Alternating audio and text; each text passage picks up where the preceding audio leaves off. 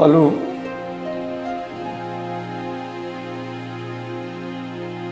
సలీం భాయ్, మీరు ఎప్పుడు హాస్పిటల్లో జాయిన్ అయ్యారు? ఏ ఏజ్లో? నేనైతే ఏజ్లో 25 ఏజ్లో నేను జాయిన్ అయినాను. అయిపోయిన తర్వాత మళ్ళీ కొద్ది దినాలు హాస్పిటల్లో పని చేసిన. 12 ఇయర్స్ నుంచి 11 సార్లు పని చేసిన. మీరు ఫస్ట్ టైము మార్చురీలో మీకు డ్యూటీ వేసినప్పుడు ఏమైనా తక్లీఫ్ వచ్చిందా? ప్రాబ్లం అయిందా? ఇప్పుడు ఫస్ట్ టైం ఫస్ట్ డిపార్ట్మెంట్కి మార్చి డిపార్ట్మెంట్కి పోస్టింగ్ చేస్తే మేము కొద్దిగా భయపడినాం. ఫస్ట్ స్మెల్ అట్లాంటిది ఎట్లా ఇబ్బంది అయింది మీకు? కొద్దిగా లైట్ స్మెల్ వచ్చింది. కొద్దిగా స్మెల్ వచ్చిన తర్వాత కొద్దిగా మెల్లగా అలవాటు అయింది. అలవాటు అయిపోయిన తర్వాత అది పని చేసినాం. అవి కేసులు మంచిగా ఉంటుంది, ఫ్రెష్ కూడా ఉంటుంది, కొద్దిగా ఖరాబ్ కూడా ఉంటుంది. ఏది కొద్దిగా వాసన ఉంటుంది కదా, మాస్క్ పెట్టుకుంటే ఏం కాదని మేము డబల్ మాస్క్ పెట్టుకొని గ్లౌస్, ఎప్రెన్, టోపీ మంచిగా పెట్టుకున్న తర్వాత మేము పని చేస్తాం. అందరు డాక్టర్ కూడా పెట్టుకుంటారు, మా వాళ్ళు కొలిక్ కూడా పెడతారు. మీరు స్టార్టింగ్లో మార్చి నుంచి డ్యూటీ అయిపోయిన తర్వాత ఇంటికి వెళ్ళాక డ్రీమ్స్ వచ్చాయా? అంటే భూతాలు దెయ్యాలలాగా ఇట్లా డెడ్ బాడీస్ని చూస్తుంటారు కదా రెగ్యులర్గా, అట్లాంటిది ఏమైనా జరిగిందా?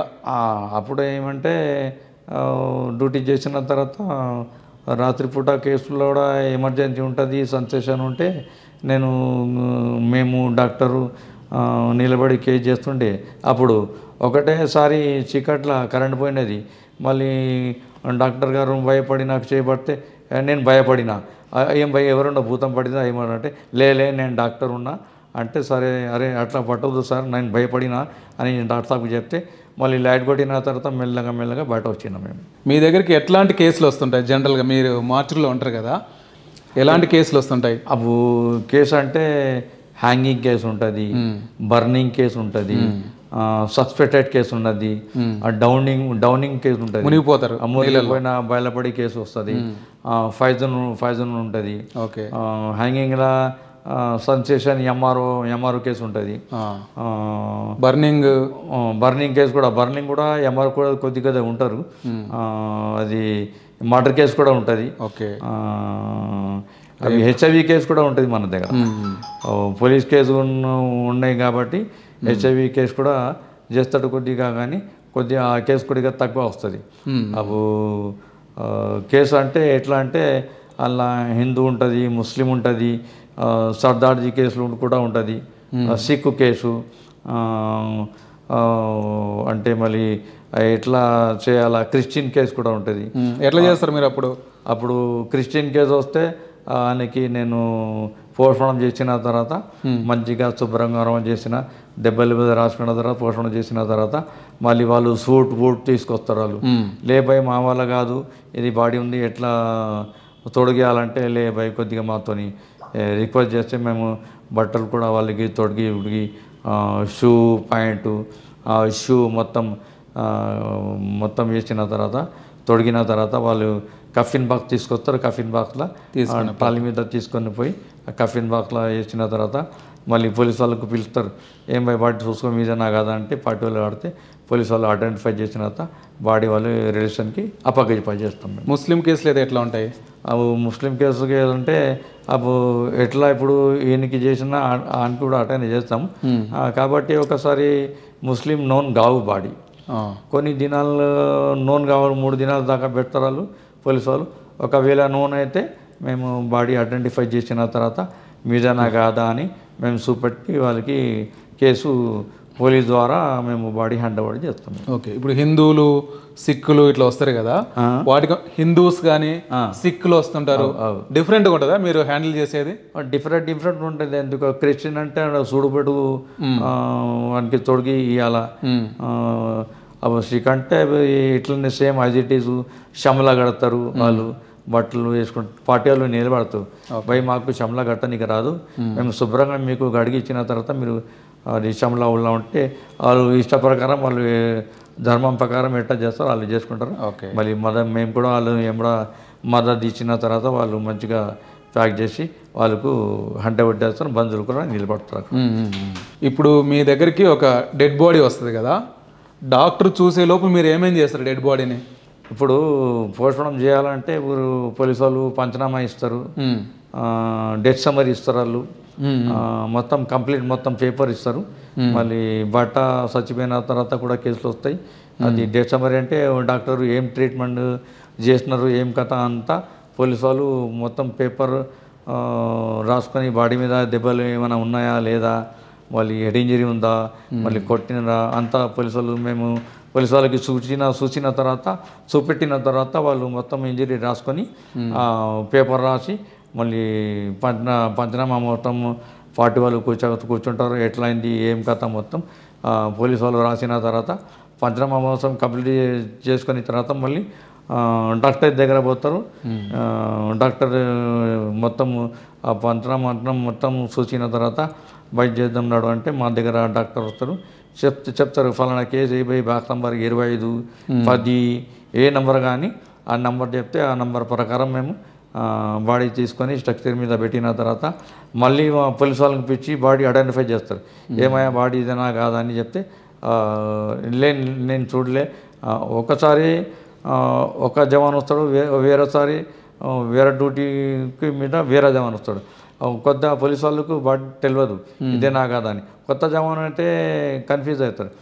కాబట్టి వాళ్ళు రిలేషన్కి పిలువనైనా రిలేషన్కి పిలిస్తే పోలీసు వాళ్ళకి నిలబడిపి మళ్ళీ ఐడెంటిఫై చేసిన తర్వాత అవమా ఇదే నా బాడీ అంటే అవు మాది అంటే అప్పుడు మేము పని మొదలు పెడతాం.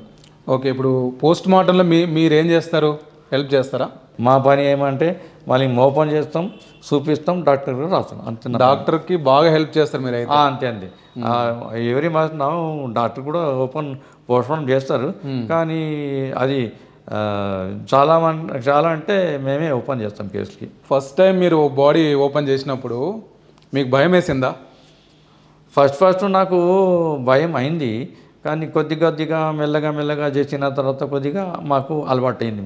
అంటే ఫస్ట్ టైం చేసినప్పుడు వామిటింగ్ ఇట్లా అనిపిస్తుంది కదా, కొత్త కదా మీకు? 2 దినాలు నేను అన్నం తినలే అప్పుడు చేసిన తర్వాత.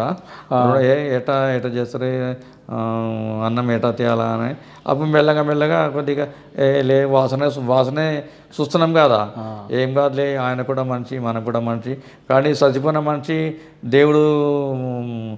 దేవుడు అట్లా ఉంటాడు, మనం అర్థం చేసుకోదు, మనకు ఏం కాదు, మన దేవత మన ఎమ్మడ దేవుడు అల్లా ఉన్నాడు బట్టి. రాత్రి నిద్ర పట్టేదా అప్పుడు ఫస్ట్ టైం అట్లా స్టార్టింగ్ టైం అంటే కొద్దిగా చేసినప్పుడు ఇట్లా కొద్దిగా కేసు చూసిన తర్వాత కొద్దిగా మైండ్లో అటాట జరిగింది, కళలు కూడా వచ్చింది. మళ్ళీ నేను మైండ్లోకి వెళ్ళి తీసిన ఏం కాదులే ఏమంటది అని నేను నిద్రపోవడానికైనా మీరు ఏమైనా డ్రింక్ చేసేవాళ్ళ? కొద్దిగా 2-3 దినాలు ఒక వారం నుంచి కొద్దిగా లైట్ నిద్ర, ఎప్పుడన్నా యాపకం వస్తే అదే వస్తుంది, ఎటా వచ్చినాం పోయి ఎటా చూసినామని కొద్దిగా యాపకం వస్తుంది.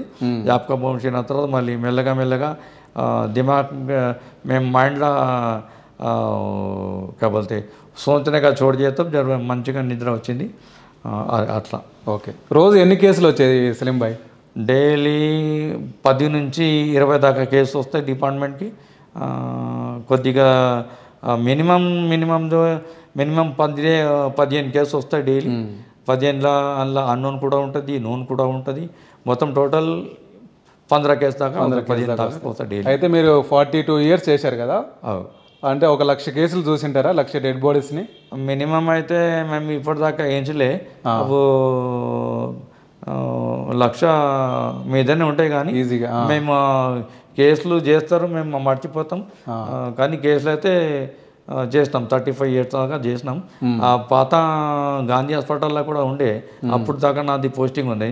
ఆ పాత గాంధీలో 20 years చేసిన, 20 years చేసిన, మళ్ళీ పాత గాంధీలోకి వెళ్ళి మషీరాబాద్లో షిఫ్ట్ అయింది గాంధీ హాస్పిటల్.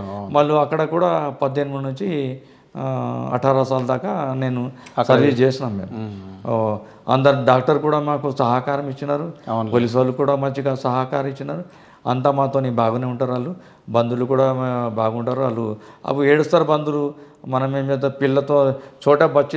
ఎట్లా మీకు ఫ్యామిలీతో ఎలా ఉండేది ఈ మార్చులు చేస్తున్నాం అంటే? మీరు చెప్పుకుంటారా బయట?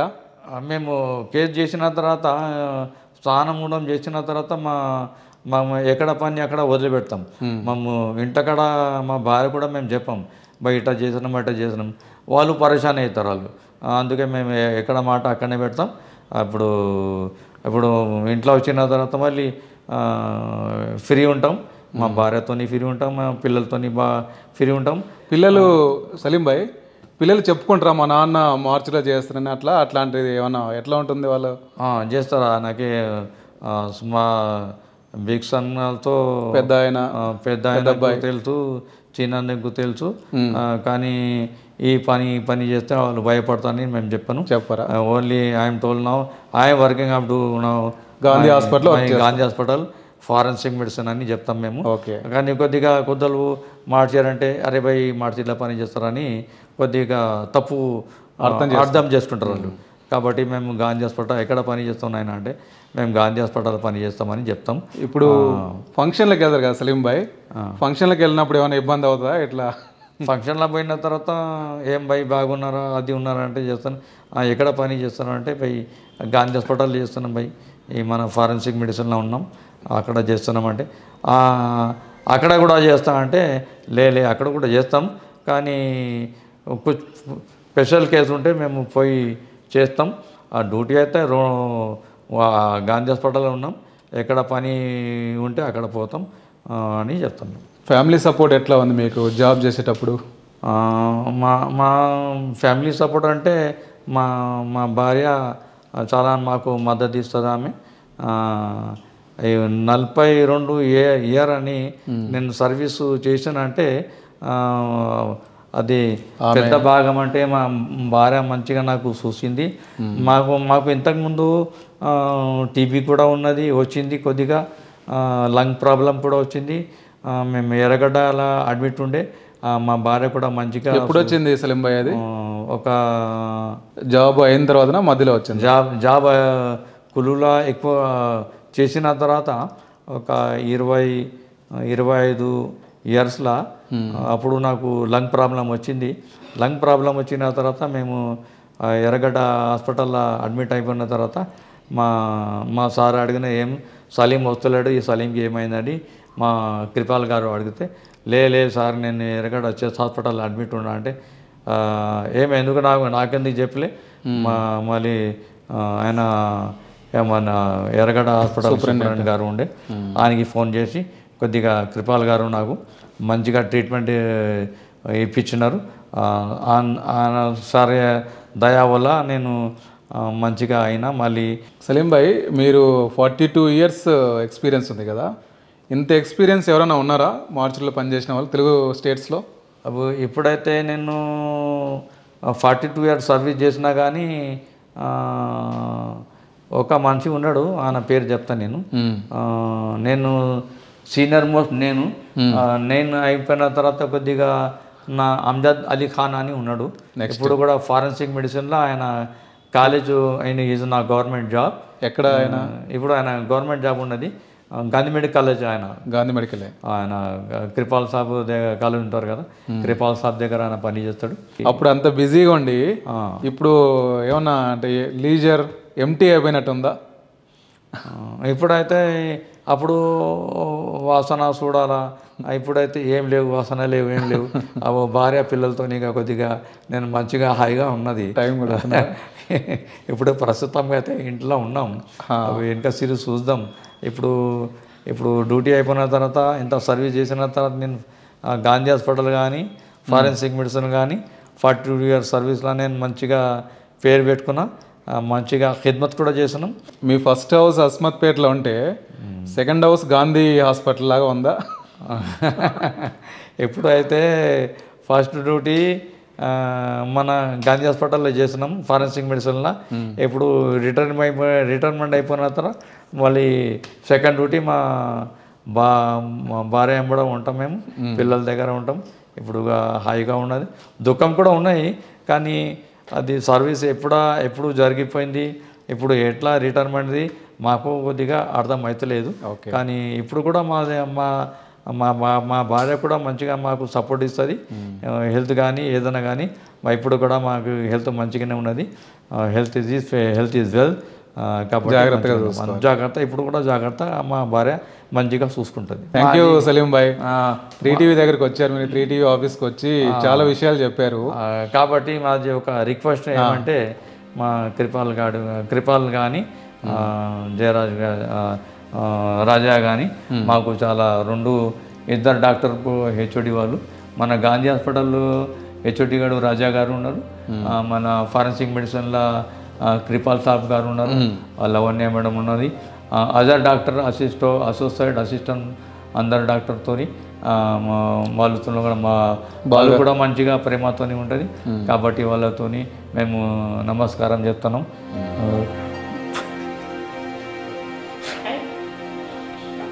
వాళ్ళు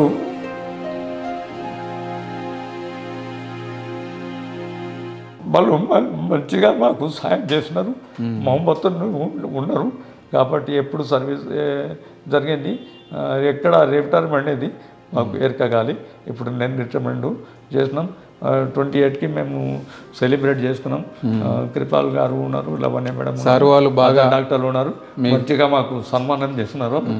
వాళ్ళకు చాలా చాలా మంచి నమస్కారం. సార్ వాళ్ళు మీకు బాగా మంచి ఇది చెప్పినట్టున్నారు. సలీం భాయ్ అంటే మాకు ఒక హెల్ప్ చేశారు అన్నట్టుగా హెల్ప్ చేస్తున్నారు. అది డిపార్ట్మెంట్లో పోయిన తర్వాత మాది మా ఇల్లు ఎట్టా ఉన్నది, డిపార్ట్మెంట్ కూడా అట్లా ఉన్నది. మేము మంచిగా ఇల్లు లేక మంచిగా చూసుకుంటాం. మేము అందరూ డాక్టర్లు కానీ కేసులు కానీ అందరికీ మంచిగా మేలే జరుగుతుంది, మంచిగానే చేస్తాం. వేరేళ్ళు కూడా ఉన్నారు, వాళ్ళు కూడా మంచిగా చేస్తారు. ఎప్పుడైనా ఫోన్ చేస్తే మేము కూడా పోతాం డిపార్ట్మెంట్కి. కొద్దిగా అది కూడా రిటైర్మెంట్ అయిపోయిన తర్వాత కూడా మద్దతు ఇస్తాం. Thank you very much. Thank you Salim భాయ్. మీరు హ్యాపీగా ఉండండి ఈ పని నుంచి. ఇంకా సరే థ్యాంక్ యూ. ఓకే.